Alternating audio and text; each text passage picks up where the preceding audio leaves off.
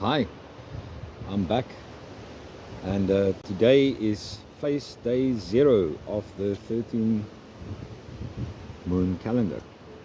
For those of you that are working on the moon calendar and instead of the Gregorian calendar,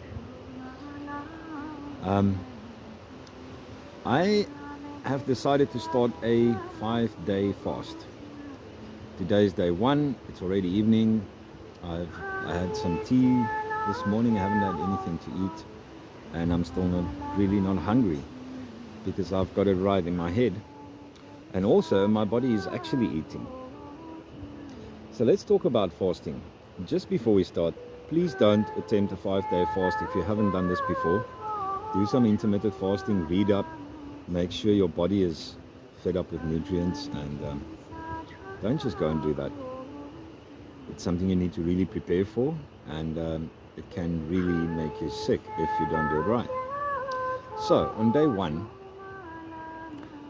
what happens is inside the body there's a lot of molecules called glucose. So these glucose molecules are basically sugars, and attached to them are 3 molecules of water. So what they do is they retain a lot of water in the body, and when you go into a fast on day 1, your body needs food. So what does it do? It starts eating the glycogen, which is basically fat, which is the healthiest food you can get for your body. So also in the body, because it starts to eat that, is a hormone called insulin. So that lowers, and that then makes your body eat the glycogen. So this is just for those of you guys out there that are really medical practitioners, whatever, I'm trying and do this low tech so that everybody can understand. I don't want to go into depth of discussing glycogen and glucose. Try and make it easy for everyone to understand. So on day 1, what you can do is you can take in fluids. You can, for instance, maybe have some tea or coffee in the morning, just no sugar, no milk, just raw, and try and do just 1 coffee, not too much caffeine. Also what you can do is you can chop up bananas, leave the peel on, cut them into little pieces, put them into a little simmering water, and then just let it extract all the potassium and magnesium out of that into that water that you can drink as a supplement. Also bone broth is good. I don't think I'm going to do the bone broth. I'm trying to get back into being vegan, so I try and stay away from meats. Also, I have a health journey, and the reason for me tackling this fast is that over the past 2 months I've been really busy with some inner work and with some mental work, my soul, my thoughts, and I sort of neglected my body health-wise. I do have some health issues, and I need to sort them out and tackle them. I just had to get my head straight, because you really can't tackle your body and health issues if you can't get it right up here. Any health issues, you win up here first.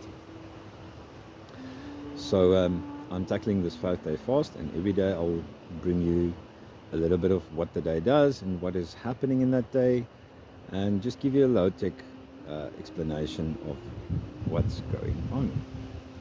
So also today, like I said, is 0 face moon. It's the new moon. This morning I was very surprised to wake up at like 3 o'clock in the morning, and I had this enormous energy that I felt. I went outside and I tried to look for my star sign, Virgo. I couldn't find it. So it was still off behind the mountains, because it only really rises at about 4, I think after 5 o'clock. Usually I'm up at 4 doing morning meditation. Right after that, do a Tai Chi session.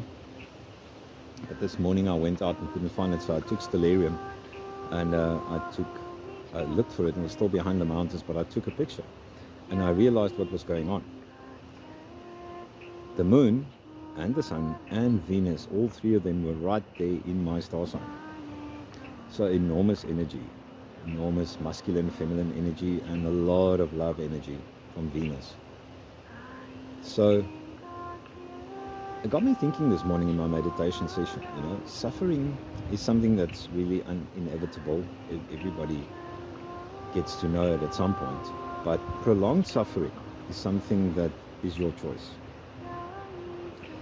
If you keep on playing victim to your own suffering or to suffering caused to you, you will go through that for a very, very long time. Some people go through it for years. I know. I went through a lot of suffering for years with things that I didn't realize was there subconsciously, and in the past 2 months I found a lot of these things.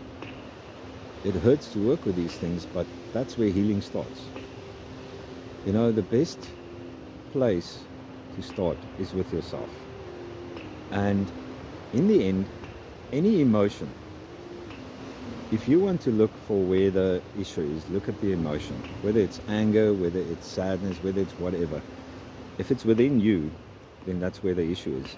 You can blame 100 people around you, you can blame 100 events, you can blame the world, you can blame the Nesquik bunny, but in the end, the buck stops with you.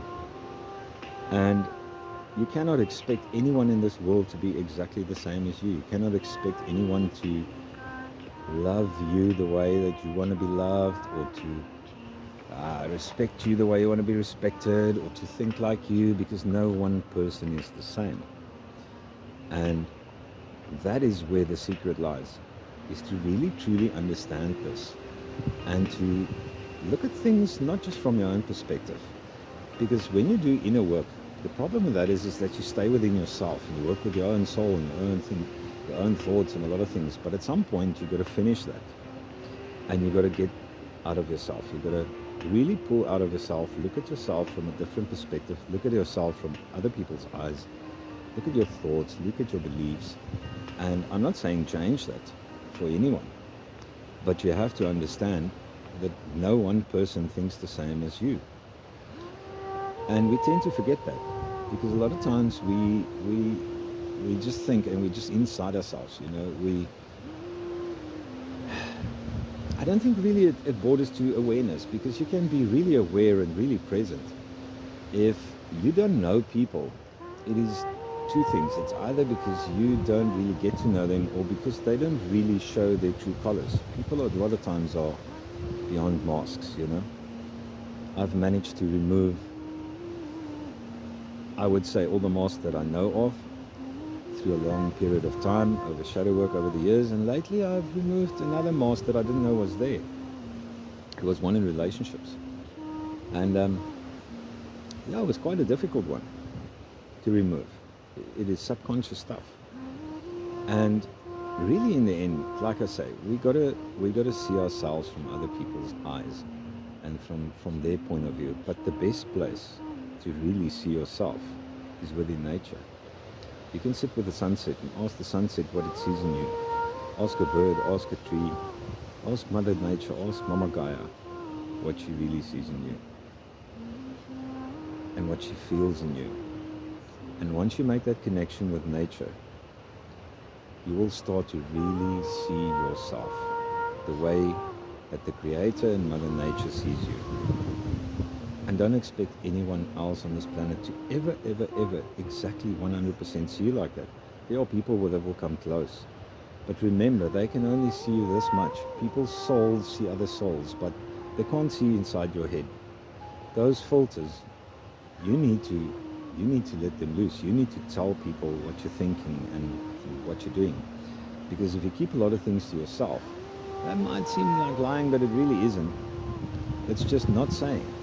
But how do you expect people to really understand you and see you if you don't tell them what really exactly is going on within you? People can't smell these things, you know. I thought a lot of times that people just know me, you know, and sometimes I didn't have conversations that I should have, because I just thought that people just saw that. And we really very easily fall into that trap. So there's a couple of things that I've discussed in this video now. So it's the new moon, a lot of energy around it for me. It's a new month, it's a new cycle, exciting. I'm starting it with this fast, where I'm going to do a lot of meditation and really work with my body, get this health journey going big time.